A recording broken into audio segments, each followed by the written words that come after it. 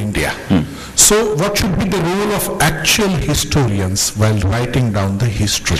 You see,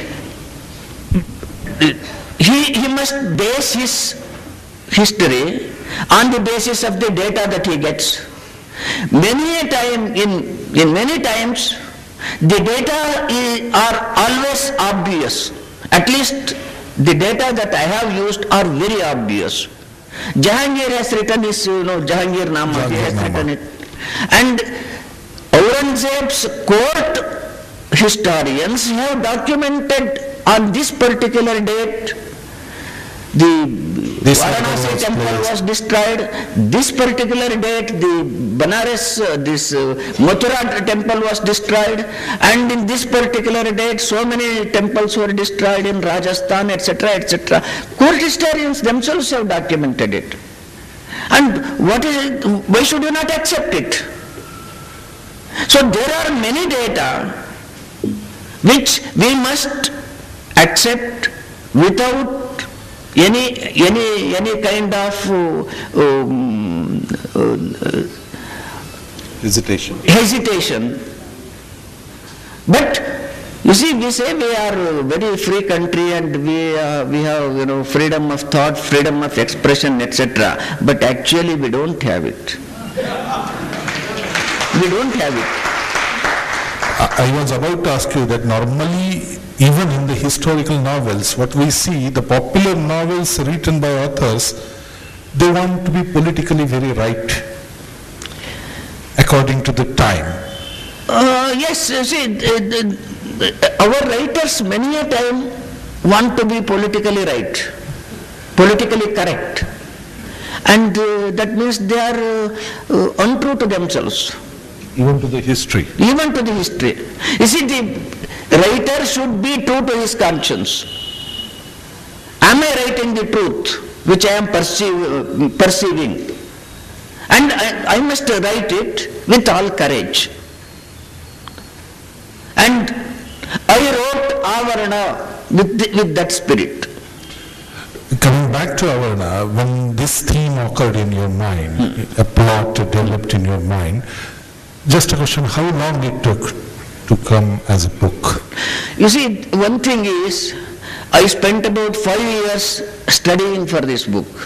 I had read some of the books which I have mentioned in this bibliography, but later on, I bought all those books and I have read, and I took the guidance of some people who have read more, scholars who have read more in this area. And then I have traveled. I then sat down and then write. To write, I think I took some 5-6 months. There was a criticism in Kannada when this was published initially, that you have an hidden agenda or an ideology which you want to say from your novel, but through some characters of your novel. I don't have any agenda in any of my novels. I don't have any agenda. I don't believe. See, there is a trend among Indian writers today, and they say that literature should serve social purpose. That means it is an agenda. I believe that it did not care for any social purpose. It should search the truth. What is my agenda when I wrote Mandra? Many of you have read Mandra. What is the agenda there? It is only truth about music. If you are lovers of music, I know Pune people are very much lovers of music, and many of you have come, you see, missing the Savai Gandharva today. Now, the thing is those who are lovers of music know the truth of music, know the truth of music when they listen to music, and I have tried to write that. In fact, you see, to digress a little, when I wrote Mandra, there were 2 goals before me. One goal was, when I was a student, I had read or seen 2 volumes of Rajput paintings collected and edited by Anand Kumar Swami. But later when I saw those books again, I was struck by one title, Ragini Todi. You know, ragas are divided into ragas and raginis, male and female. Ragini Todi. And Anand Kumar Swami has written in his commentary, the artist tried to bring the same emotion when you see that picture, that painting, the emotion which you get when you listen to Rag Todi. Oh, what a wonderful thing it is. For an artist, great challenge it is. 2 different arts blended Yes, in a blended. same. Then I thought, why should I not? Because I listen to music, since 50 years I have been listening to music and try to learn music, reading about music and mixing with musicians and doing gappa about in music circles, etc., etc. I have so much of experience about music. Why should I not bring it in language, which is my medium? Great challenge it was. And another challenge was to study the relationship between art and other values of life through this novel. Now, what hidden agenda was there? Coming Nothing. back, In the same way, there is no hidden agenda in any of my novels and much less in this novel. okay. It is search of truth. Do you believe in any ideology then? You see, ideology I don't believe in, because one thing is, our ideologies change from time to time. They do change from time to time in society, in a country, and in our own selves. What I believed as a student, you see, as a student I was very, very poor. My ideology at that time was to earn sufficient money. Now, once I reached that stage of earning sufficient money, yes, it has gone out of my mind, and you see, new goals, I am finding new goals. So we are changing. A person who does not change, you see, is simply stagnant, according to me. I don't believe in ideologies. He said there are certain social theories. Yes, they operate. You see, everyone in a country should have sufficient, food, health care, and then educational opportunity. They must be equally provided. I mean, this is expected in any welfare state. Apart from that, I don't have any ideology. I have seen on YouTube one of your interview. It was in Kannada, but I didn't understand that. But there was a serious allegation in English in that interview, and I didn't understand the answer which you have given, because it was again in Kannada, that you have written this particular novel to create enmity between communities. Not at all. If you read this novel carefully,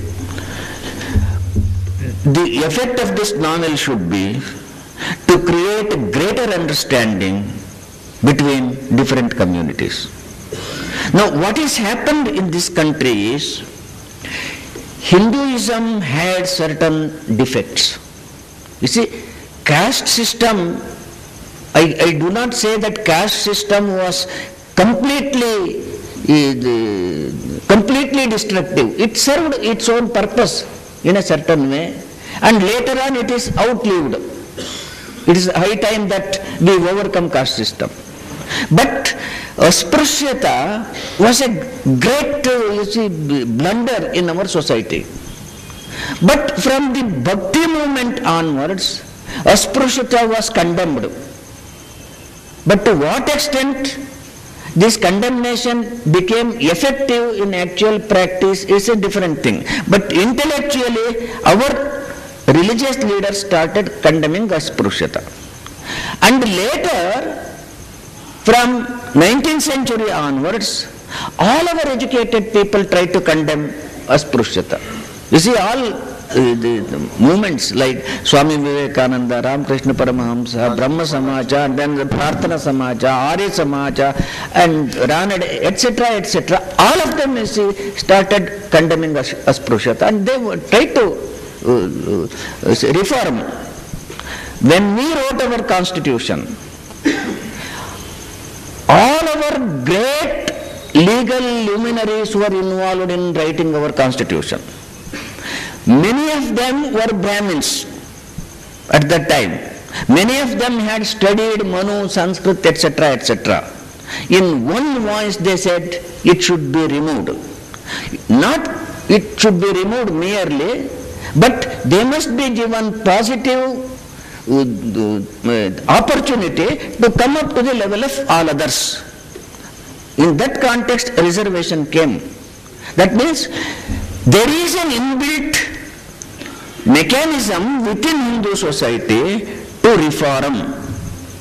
Now, among the Christians in Europe, there is a mechanism. Old Testament and New Testament and Protestantism and science developed in Europe. Not merely physical sciences, but social sciences also developed. Because they came in contact with various continents and various tribes, they studied tribes, anthropology developed, sociology developed, and they discovered, after all, morality is relative. From tribe to tribe, from society to society, from condition to condition, etc. And they started challenging the morality which was imposed on society by the church. So today if you ask an educated European about religion, he says, sometimes I may go to church, but I know that church is not the ultimate, and each person has the freedom to follow his own religion. Most of the educated Europeans say that. Now, such a thing has not happened to Muslims. Not only here, but in other Muslim countries also, it has not happened. What is written, or what was written in the Quran, they recite the same today also in their prayer in the masjid. In Quran, I have read the Quran, I have read the Hadith, in many places they have explicitly written